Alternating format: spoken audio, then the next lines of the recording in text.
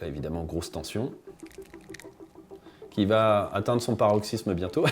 Donc là, on a un plan qui se veut drôle, c'est-à-dire qu'on se dit, mais attends, ça, tout a l'air d'aller mieux, où est la souris? Et on comprend que la souris n'est plus.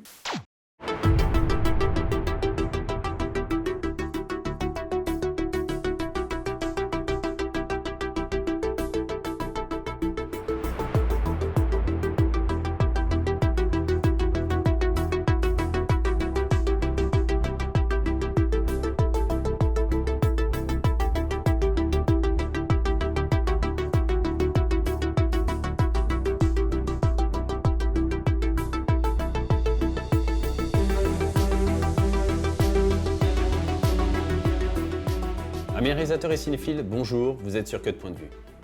À l'occasion de la sortie du nouveau Mission Impossible, je me suis dit que ce serait intéressant de revenir sur certains Missions Impossibles phares. Et quoi de mieux que celui de Brian De Palma, qui avait lancé avec brio la saga Mission Impossible. Nous allons notamment nous attaquer à la scène la plus connue de Mission Impossible, à savoir celle où Ethan doit descendre dans la chambre forte pour récupérer des informations. Mais avant de commencer, si vous aimez mon travail et que vous souhaitez que cette chaîne se développe, partagez son contenu. On commence tout de suite. On va commencer là. Nous avons Ethan qui réagit au fait qu'il y ait eu du son. Non, Krieger, je veux un silence total. Cut réaction. Voilà. On comprend l'enjeu. Il faut qu'il n'y ait aucun bruit. Voilà, c'est assez drôle d'ailleurs. On a un point de vue. Il retire la grille et on voit donc le lieu où il doit aller.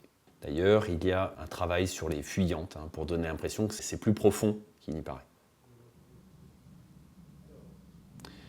Pour traduire le fait qu'il n'y a pas de bruit et pour éviter qu'il n'y ait vraiment aucun son, il y a une soufflerie. On sent un léger souffle, comme s'il y avait une ventilation en fait, qui meuble un petit peu mais qui crée une tension.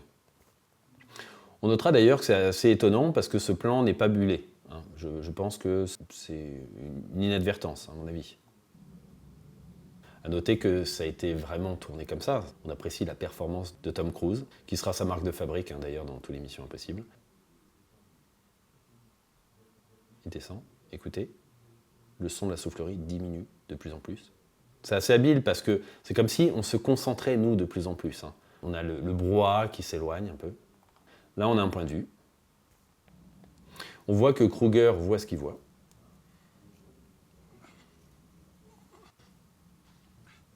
Avec ce petit plan lent et avec un resserrement, on comprend tout le mécanisme. Et on se rapproche, et on voit que ça semble un peu fragile, et on est habitué en fait à ce genre de choses, et on se dit, ça se trouve, la corde va casser. Il continue à descendre. Là, on retrouve le plan de tout à l'heure, qui était le plan d'exposition du lieu. Il descend. Et là, la première menace.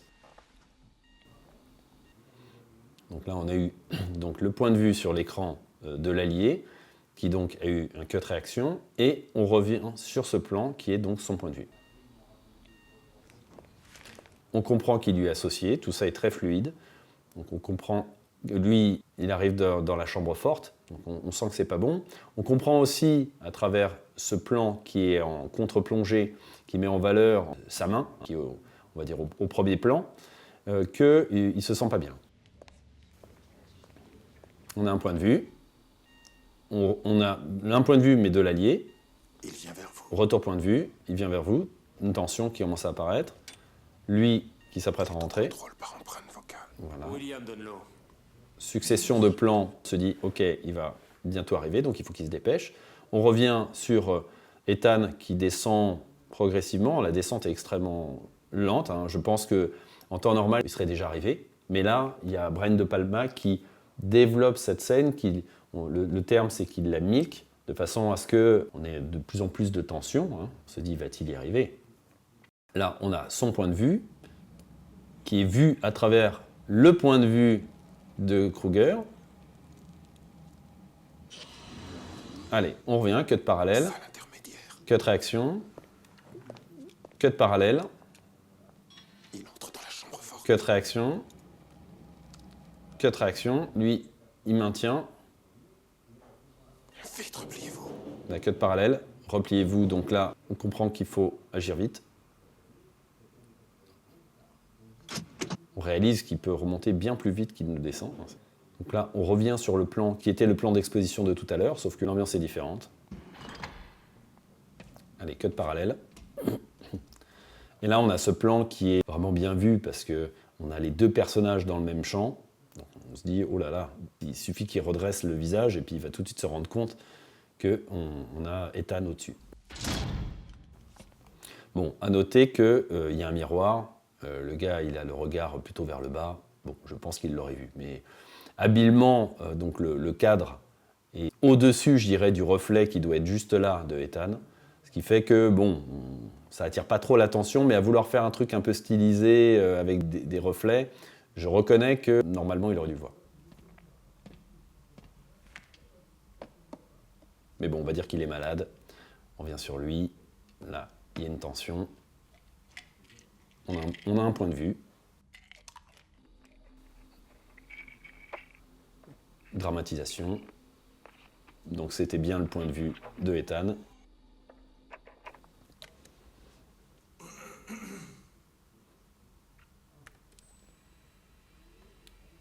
Là on a un plan qui est à niveau. C'est assez étonnant d'ailleurs. Ce plan extrêmement stylisé, avec une double netteté. C'est-à-dire que là, voilà, là c'est net, là c'est net. C'est-à-dire que là, on a le premier plan qui est net. Ici, on voit que c'est flou, là. Mais en revanche, ici, c'est net. Donc il y a dû avoir ici une double composition de plans. Mais c'est très stylisé, typique de Brian De Palma. Allez, le point de vue. On retourne sur le point de vue des deux hommes. Cut réaction. Cut parallèle. On retourne sur le plan matriciel de tout à l'heure qui était à niveau. Plan matriciel donc, qui était en top shot, plan d'exposition. Il attend patiemment.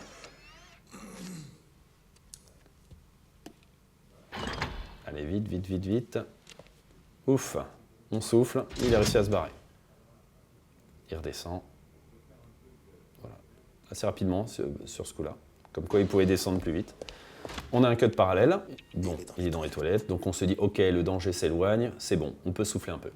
On retourne sur ce plan qui est le plan matriciel d'exposition de tout à l'heure, bien exploité. Là, c'est le plan cascade, voilà, et on a un beau raccord mouvement, franchement fluide. Sur le plan matriciel.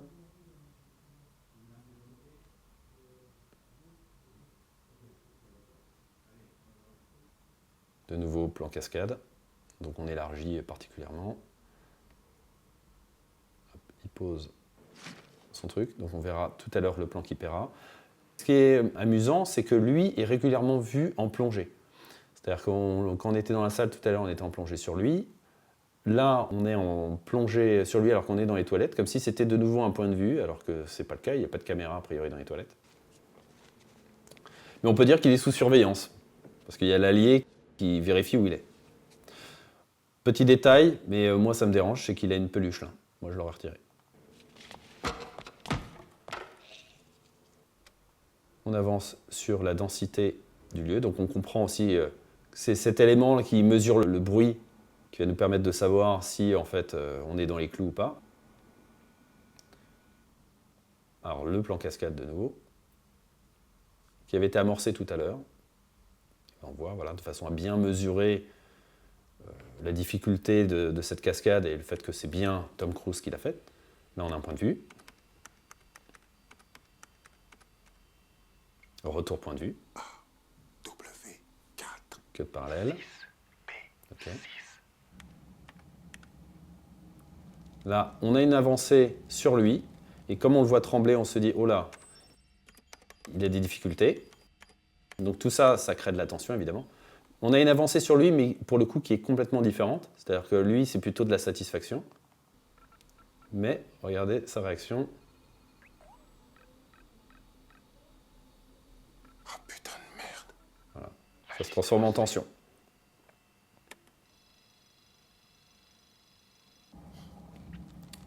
retour sur lui. Donc là, on a, autant tout à l'heure, on avait une tension qui se créait par rapport à l'antagoniste qui commençait à arriver, autant là maintenant, on a une nouvelle source de stress, c'est Kruger qui commence à faiblir.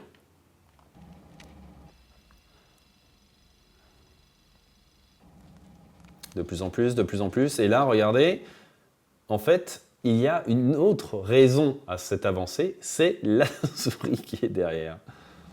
Elle a l'air toute mignonne comme ça. Voilà, on avance. À noter que franchement, ce plan n'a pas dû être simple à faire parce qu'on part d'assez large pour arriver sur un plan assez serré finalement et dans un endroit exigu. On revient sur le plan en top shot et avec tout de suite toujours la petite peluche sur sa veste, donc ce qui nous fait dire que c'est un plan séquence qui a été coupé, donc c'est donc un plan matriciel. On se dit c'est bon. La tension va repartir. Donc là, on avait le plan de tout à l'heure, le plan cascade.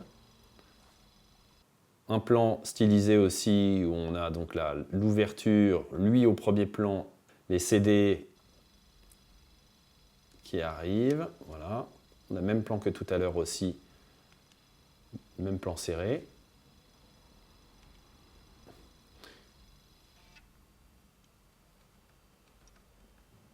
Allez, il insère le CD. Ok, là on voit le son. Là de nouveau on a la double mise au point sur le gros visage de Kruger et sur la souris qui se rapproche. De nouveau, plan typique de Brian De Palma. Donc ça crée bien sûr une tension et puis ça permet de spatialiser aussi les deux. Allez, là on a la jauge, ça crée aussi une tension. Un retour point de vue en fait de Kruger. Là bien sûr il n'est pas du tout valorisé, hein. Il est à moitié dans l'ombre, il n'y a que son œil rouge en plus qui est là, donc on sait qu'il est inquiet en fait par rapport à ce qui est en train de se passer.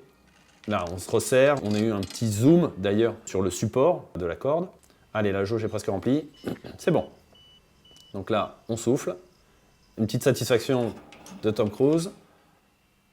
Donc évidemment, on a une mise en parallèle, on se dit ça peut capoter d'un instant à l'autre, mais hop, il lâche. Là, on a une succession de plans ici sur lui qui descend. Hop, il ressaisit immédiatement la corde, et donc là, on imagine qu'il va pouvoir s'en sortir, et là, le plan célèbre où il s'arrête à ras du sol, donc, ce qui a dû être, j'imagine, fait à plusieurs reprises. Voilà. On a ce plan tout à l'heure. Franchement, on mesure aussi l'économie de Brian De Palma, c'est-à-dire qu'on a beaucoup de plans montés, mais finalement, on a assez peu de plans tournés. C'est, on va dire, une caractéristique qu'on retrouve chez Steven Spielberg, par exemple. Une sorte d'économie, en fait, de moyens. Alors que pour autant, on kiffe quand même la séquence. Voilà. Donc là, évidemment, grosse tension. Qui va atteindre son paroxysme bientôt. Donc là, on a un plan qui se veut drôle, c'est-à-dire qu'on se dit, mais attends, tout a l'air d'aller mieux, où est la souris? Et on comprend que la souris n'est plus. Voilà. Allez. Dramatisation. Dramatisation. Le son n'a pas trop bougé, mais revoici l'autre source de tension. On se dit, c'est pas bon. Ouf! On souffle. Donc c'est de l'humour, hein, évidemment. On se dit, ils peuvent encore s'en sortir. On a un resserrement sur son visage qu'on pense être lié au fait que il est suspendu comme ça et que c'est tendu, mais on va comprendre que c'est autre chose.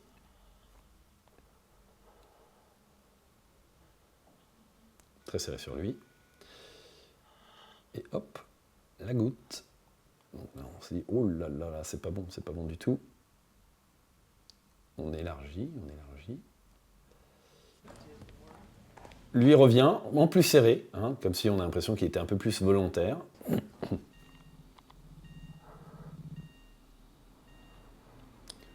Le point de vue de Ethan Hawke. De nouveau, on s'avance sur lui, de la tension encore, la goutte. On espère finalement que la goutte ne va pas tomber, bien entendu. Allez, il est à 2 doigts d'arriver. Et hop. Et moi, j'ai toujours été surpris par ça, en fait. Je me dis, attends, d'où vient cette main, en fait? Parce qu'on se dit, il est comme ça. Donc s'il y a une main qui est comme ça veut dire que finalement, il pouvait mettre sa main là, depuis le début. Donc il aurait pu, dès le départ, essuyer la goutte. Bon. Mais bon, on est dans la dramatisation, qui se veut en plus avec un petit ralenti. Voilà, on souffle, ouf. Mais c'est vrai que cette histoire de main, je reconnais qu'en plus, elle arrive de nulle part, et il n'y a même pas un plan large pour montrer en fait la main. Ça fait vraiment très bizarre. Donc là, de nouveau, une autre source de tension. Donc on passe de Charibansi-là, hein, on se dit, ok, on est sauvé, mais il y a encore un autre danger derrière. Il arrive à la porte. Allez, il est temps de remonter. Il remonte. Et là, de nouveau, autre problème. Hein, vous avez vu l'enchaînement des soucis. C'est pour ça que cette scène est passée à la postérité. Hein, c'est-à-dire que il y a de la tension, c'est une montagne russe, quoi. On se dit ouf, ça va, puis non, ça va pas, et ainsi de suite. Et là, en plus, ça fait du bruit. Ouais, beaucoup trop de bruit. Un dans le rouge. Montage parallèle. Montage parallèle. Montage parallèle. Allez, il récupère le disque. Le son qui augmente. Vous avez vu comment il dilate le temps? Allez, voilà, la remontée est très brutale.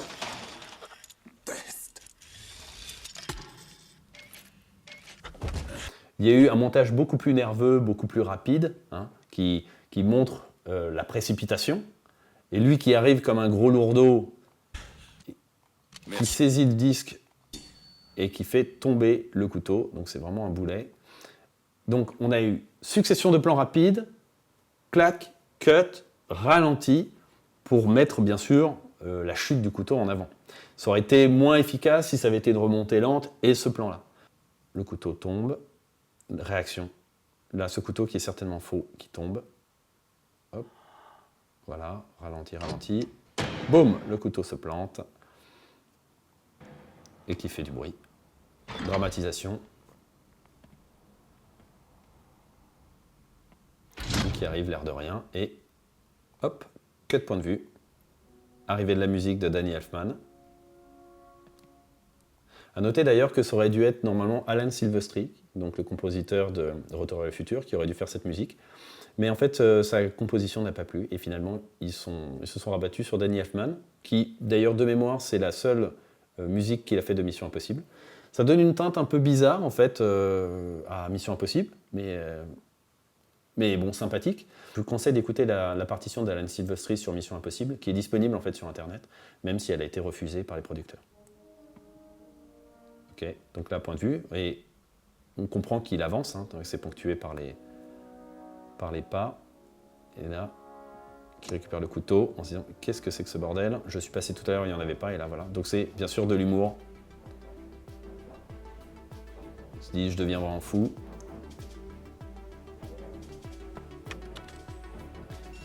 En revanche, voilà, il réalise qu'il y a eu un problème. Donc vous avez vu cette avancée, cut, réaction, boum. On s'arrête là. Bon, j'espère que ça vous aura intéressé. Si c'est le cas, mettez-moi un like. Si vous souhaitez que j'analyse d'autres séquences, dites-le moi dans les commentaires. Dans 2 semaines, nous resterons avec Brian De Palma, mais cette fois-ci pour Les Incorruptibles. D'ici là, je vous dis à bientôt. Ciao.